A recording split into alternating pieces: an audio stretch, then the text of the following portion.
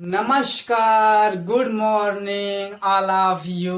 एक बार फिर से स्वागत करता हूं इसे शुभ एजुकेशन के ऑनलाइन यूट्यूब चैनल पर।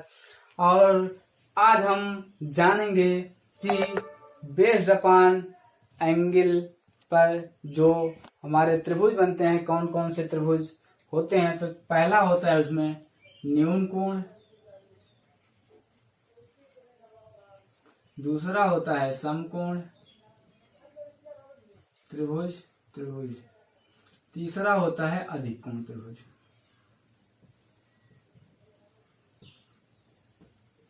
अधिक कोण त्रिभुज। अब क्या होता है, इस तीनों को हम एक एक बार देख लेते हैं। पहला हम देखेंगे न्यून कोण। न्यून कोण क्या है? किसी भी त्रिभुज में अगर एक एंगल 90 डिग्री से कम हो तो उसको हम न्यून कोण कहते हैं। जैसे ये आप देख रहे हैं, ये एंगल हमारा,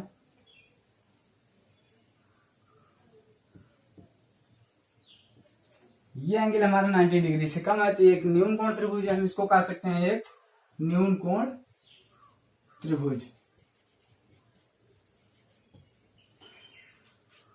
ये हमारा न्यून कोण त्रिभुज हो गया। अगर यहां से एक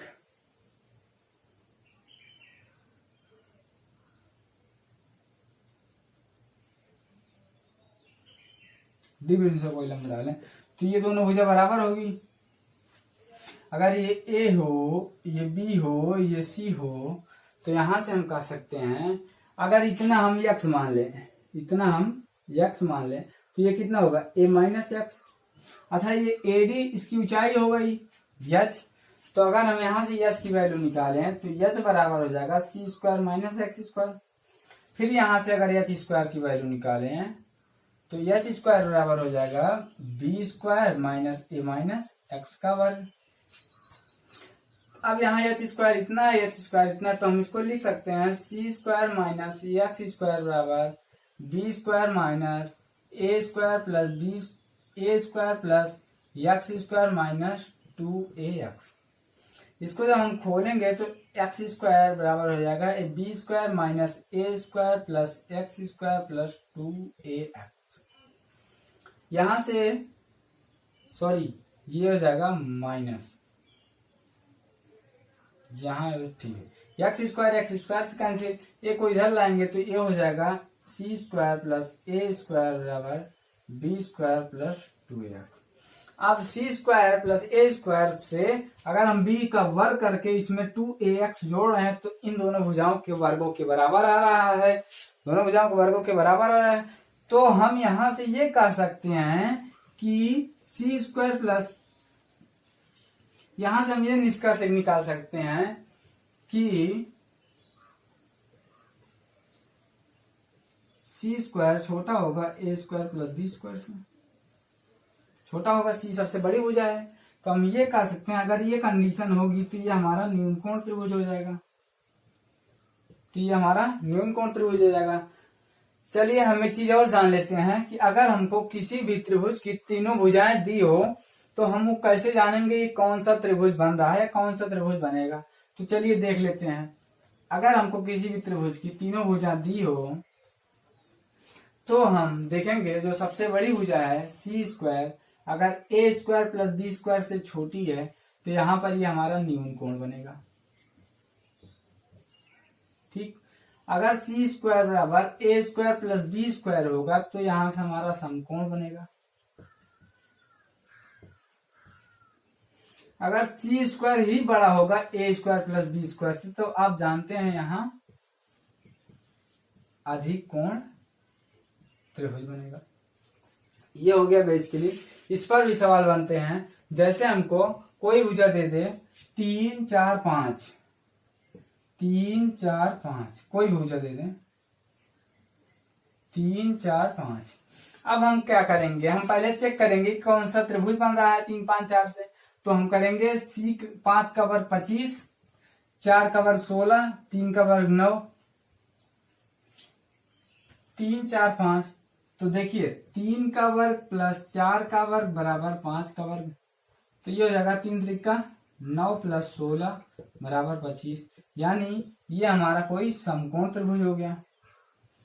ये हमारा एक समकोण त्रिभुज हो गया। अब हमको मान लीजिए कोई भुजा 4, 5, 6 दे दे। 4, 5, 6, 6 का वर्ग 36, 5 का वर्ग 25, 4 का वर्ग 16। तो हम यहां से कह सकते हैं 36, 25 प्लस 16। अब इसको जोड़ेंगे तो ये हो जाएगा 51, 36। यानी इसमें हमारा ये बड़ा हो रहा है, तो हम यहां से कह सकते हैं ये हमारा न्यून कोण होगा, क्योंकि यहाँ पर c² छोटा हो रहा है, तो ये हमारा न्यून कोण होगा। जो हो गया। तीसरा मान लीजिए कोई भुजा अगर हमारा दे दे, जैसे कोई भुजा हमको दे दे, जैसे मान लीजिए ये 5, ये 9, ये 13, 5, 9, 13 दे दो। 5 का वर्ग 25, 9 का वर्ग 81, 13 का वर्ग 169। अब हम करेंगे 169, 25 प्लस 81, 5 1 6 6 2 8। ये बड़ा होगा 169 से, तो ये हमारा अधिक कोण त्रिभुज होगा। अधिक कोण त्रिभुज। अच्छा, न्यून कोण त्रिभुज में एक चीज आप लोग और जान लीजिए, जो इसका एंगल बाइसेक्टर, जो इसका मीडियन जो होता है, जो इसकी ऊंचाई होती है, और क्या होता है, लंब केंद्र या लंब समद्विभाजक, यानी angle bisector, median, angle bisector, median, perpendicular,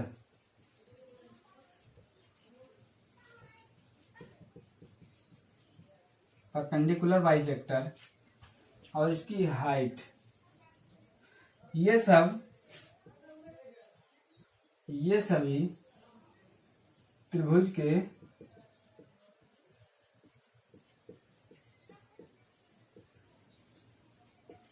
अच्छा, ये सभी क्या होते हैं, त्रिभुज के अंदर होते हैं। किसी न्यून कोण में, न्यून कोण त्रिभुज में ये सभी क्या होते हैं, त्रिभुज के अंदर ही होते हैं। क्या? कोण समद्विभाजक, यानी कोण समद्विभाजक, यही इसकी मीडियन भी हो गई, मीडियन। यही इस पे परपेंडिकुलर बाइसेक्टर हो गया, यानी लंब केंद्र, ये लंब केंद्र हो गया। ये माध्यिका हो गई, ये कोण समद्विभाजक हो गया, ये इसकी ऊंचाई हो गई। तो ये किसी समकोण त्रिभुज में ये हो गया। अगर हम भुजा मतलब भुजा दिया हो तो उससे जान जाएंगे कौन सा एंगल है। तो चलिए अब हम देखते हैं अधिक कोण।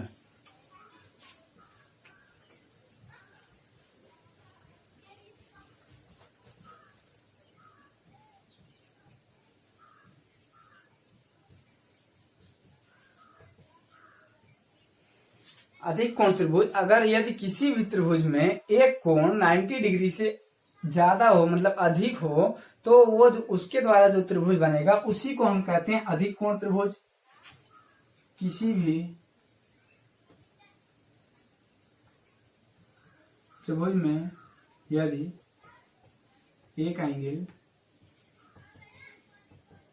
90 डिग्री से अधिक हो तो उसे अधिक कोण त्रिभुज कहते हैं, अधिक कोण त्रिभुज कहते हैं। अब यहां से हम एक चीज और देखेंगे।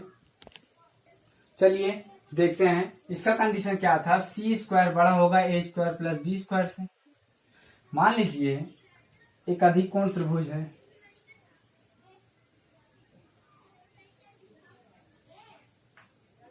ABC, अधिक कोण त्रिभुज है। इस अधिक कोण त्रिभुज से हम क्या करेंगे। अच्छा, अधिक कोण त्रिभुज में आप लोग ये जानिए, इसका जो केंद्रक होता है और अंतः केंद्र,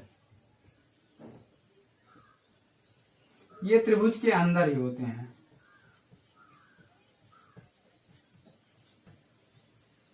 त्रिभुज के अंदर ही होते हैं अंतः केंद्र और केंद्रक।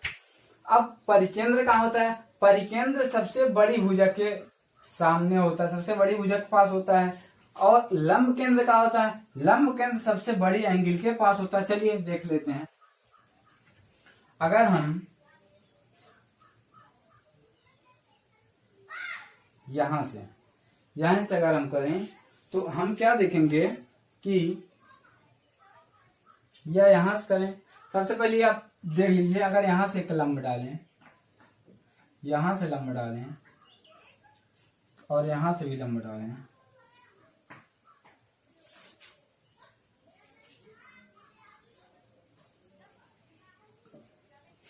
तो ये जो होगा इसी को कहेंगे हम लंब केंद्र, यानी परपेंडिकुलर बाइसेक्टर यही हमारा होगा। ये बड़े बड़े एंगल के पास, बड़े एंगल के पास हमारा ये होता है। ये हो गया। अगर हम यहां से ये, फिर यहां से हो गया, यहां से देख लेते हैं, यहां से अगर खींचे तो ये, यहां से खींचेंगे तो यहाँ है, तो यहां जो बनेगा इसको कहते हैं परिकेंद्र। हमने क्या देखा, यहाँ हमारा क्या था, लंब केंद्र। तो यहां से हम कह सकते हैं किसी अधिक कोण त्रिभुज में जो लंब केंद्र होता है बड़े कोण के पास होता है,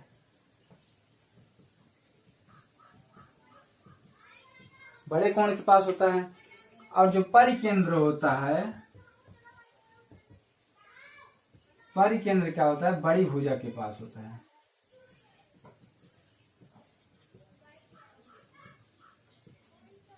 और केंद्र क्या होता है इसका,